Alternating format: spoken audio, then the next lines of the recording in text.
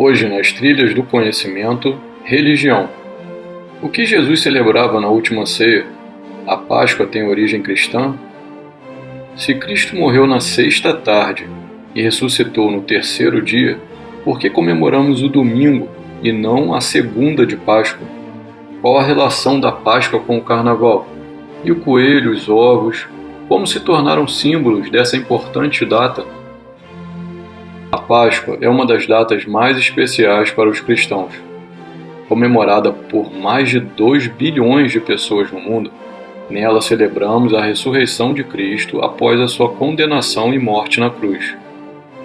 Nesse domingo almoçamos em família, falamos do coelho da Páscoa para as crianças e trocamos ovos de chocolate. Mas será que você conhece alguma das curiosidades que envolve essa celebração? 1. O que Jesus comemorava na última ceia?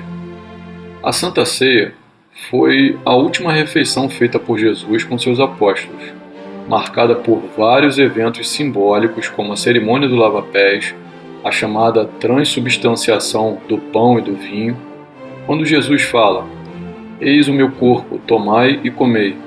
Eis o meu sangue, tomai e bebei", até hoje representados nas Santas Missas pela cerimônia da Eucaristia Católica. A última ceia foi um evento em que Jesus e seus apóstolos se reuniram para celebrar a Passeque, a Páscoa dos judeus. 2. A Páscoa tem origem cristã? Bom, agora você já deve saber que a Páscoa tem origem no povo judeu. A palavra Páscoa significa passagem, e como Jesus era judeu, essa data relembra 2 eventos importantes para esse povo, remetendo à época em que foram escravizados pelos egípcios. Ela relembra a última das 10 pragas do Egito, a passagem do anjo da morte enviado por Deus para matar todos os primogênitos egípcios, inclusive o filho primogênito do faraó, e a passagem do povo de Israel pelo Mar Vermelho, ambas as ocasiões fundamentais para que eles se tornassem livres naquela época. Com o surgimento do cristianismo, a Passeque se transformou em Páscoa e comemora também uma passagem, a de Jesus, que passou do mundo dos mortos para o dos vivos, trazendo esperança para os cristãos com a sua ressurreição. 3. Por que comemoramos o domingo e não a segunda de Páscoa? Você sabe que Jesus morreu na tarde da sexta-feira da Paixão. Porém, muitas passagens na Bíblia dizem que ele ressuscitou ao terceiro dia. Mas se ele ressuscitou ao terceiro dia, você já se deu conta que, pela forma como contamos o tempo hoje, era para comemorarmos a segunda-feira e não o domingo de Páscoa? O primeiro dia seria no sábado, depois que passaram as primeiras 24 horas. O segundo no domingo e o terceiro na segunda. Você já pensou nisso? Ocorre que os judeus obedeciam um calendário lunar e tinham um método de contagem do tempo inclusivo. Lunar porque a duração dos meses tinham como referência o ciclo das fases da lua, sendo que as 24 horas do dia, naquela época, eram contados a partir de quando o sol se punha, até o dia seguinte, com a mesma ocorrência. Com isso, mesmo faltando apenas poucas horas para acabar o dia, quando Jesus morreu, o primeiro dia foi considerado a própria sexta-feira. O segundo, o sábado, naquela época começou logo após o sol se pôr, ainda no que seria para nós a sexta-feira. E o domingo, considerado o terceiro dia, começou ao anoitecer do que seria ainda o nosso sábado. E, ao amanhecer, Jesus ressuscitou. 4. Qual a relação da Páscoa com o Carnaval? Então, você já deve ter notado que a Páscoa, assim como o Carnaval, não tem datas fixas para serem comemoradas no início do ano. O que você não sabe é que a data do Carnaval tem como referência a data da Páscoa. É isso mesmo. E essa data é calculada anualmente, segundo as regras determinadas pelo Papa Gregório XIII, em 1582. O mesmo Papa que criou o calendário que usamos atualmente, o chamado calendário gregoriano. Como vimos, Jesus ressuscitou no primeiro domingo após a Pessac.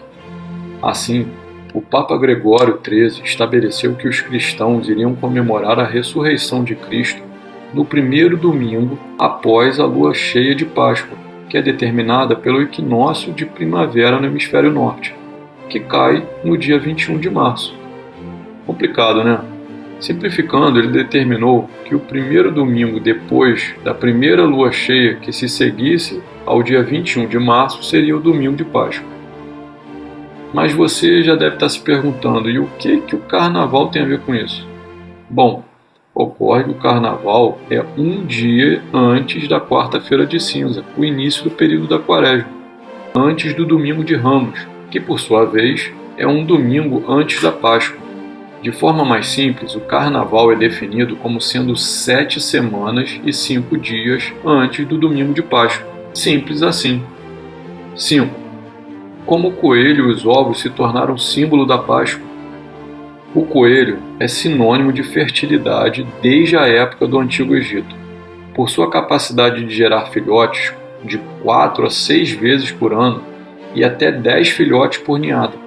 Com o tempo, na Europa, o simpático roedor passou também a ser símbolo de renascimento. Após os rigorosos invernos europeus, ele era um dos primeiros animais a aparecerem trazendo esperanças de renovação e, portanto, um símbolo perfeito para a ressurreição, o que levou naturalmente a ser associado à Páscoa, já que isso ocorria geralmente no mês de março, muitas vezes o mês da Páscoa. Já o ovo não tem qualquer relação com o coelho. Coelho não bota ovo. Mas assim como ele, também tem relação com costumes antigos em lugares frios, que por volta do equinócio da primavera, dia 21 de março, trocavam ovos para comemorarem o final do inverno. Como essa é justamente a época da Páscoa, esse costume foi incorporado à Semana Santa depois que os pagãos se converteram e, portanto, ficou associado à Páscoa. Esses dois símbolos acabaram se espalhando pelo mundo com as imigrações do povo europeu que os transferiram para as populações cristãs locais. Legal, não é? E aí, gostou desse conteúdo?